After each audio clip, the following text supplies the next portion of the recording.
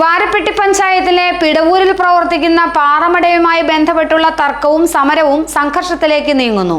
തിങ്കളാഴ്ച രാവിലെ 5 ലോറികൾക്കും ഡ്രൈവർമാർക്കും നേരെ ആക്രമണം ഉണ്ടായി. പോലീസ് ഇടപെട്ടാണ് കൂടുതൽ സംഘർഷം ഒഴിവാക്കിയത്.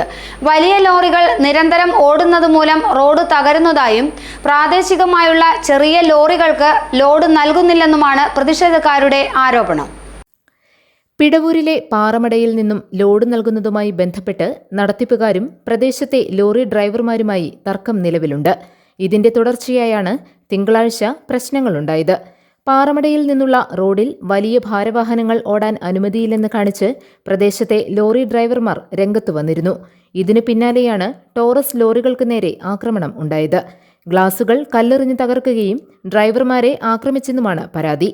ഇതിന്റെ പേരിൽ പാറമടയ്ക്ക് മുമ്പിൽ സമരം നടത്തുന്നവർക്കെതിരെ പോലീസ് കേസെടുക്കുകയും ചെയ്തു.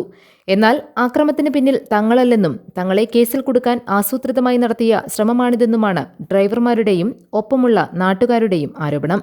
കേസിന്റെ ബലത്തിന് വേണ്ടിയിട്ട് ഈ 24 പേരെ അകത്ത് വിടാൻ വേണ്ടിയിട്ട് അവർ തന്നെ അവരുടെ വണ്ടി തല്ലി പൊളിക്കുകയും ഡ്രൈവർക്കിട്ട് അടി വെച്ചു കൊടുക്കുകയും ചെയ്ത മുതലാളിമാരെ ഞങ്ങൾ കണ്ടതാണ്. ആ വണ്ടിയിൽ നിന്ന് ഇറങ്ങിയ ഡ്രൈവറുടെ കരണക്കുറ്റിക്കിട്ട് ആ വണ്ടിയുടെ മുതലാളി തന്നെ, അതായത് ബിനാമി മുതലാളി തന്നെ കരണക്കുറ്റിക്കിട്ട് അടിക്കുകയും ഷർട്ട് വലിച്ചു കീറുകയും ചെയ്താണ്. അതിനുള്ള തെളിവ് ഞങ്ങളുടെ കയ്യിലുണ്ട്.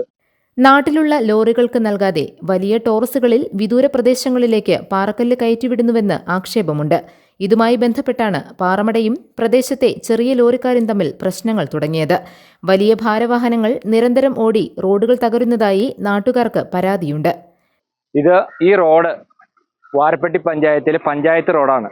8 ടണ്ണ് മാക്സിമം ഭാരവാഹനങ്ങൾ സഞ്ചരിക്കാവുന്ന റോഡിൽ 50 ടണ്ണ് വരെയുള്ള ഭാരവാഹനങ്ങളാണ് ഈ റോഡിലൂടെ സഞ്ചരിക്കുന്നത്. ഇതുമൂലം ഈ റോഡും ഈ കോഴിപ്പള്ളി കോതമംഗലം റോഡ് അടക്കം മുഴുവൻ റോഡുകളും തകർന്ന ഒരവസ്ഥ ഉണ്ടായിട്ടുണ്ട്. അത് തകർന്ന് നശിച്ചു കിടക്കുന്നത് കൊണ്ട് ഇപ്പോൾ വീണ്ടും റീടാറിങ്ങിന് വച്ചേക്കുവാണ്. GTV news, Kothamangalam.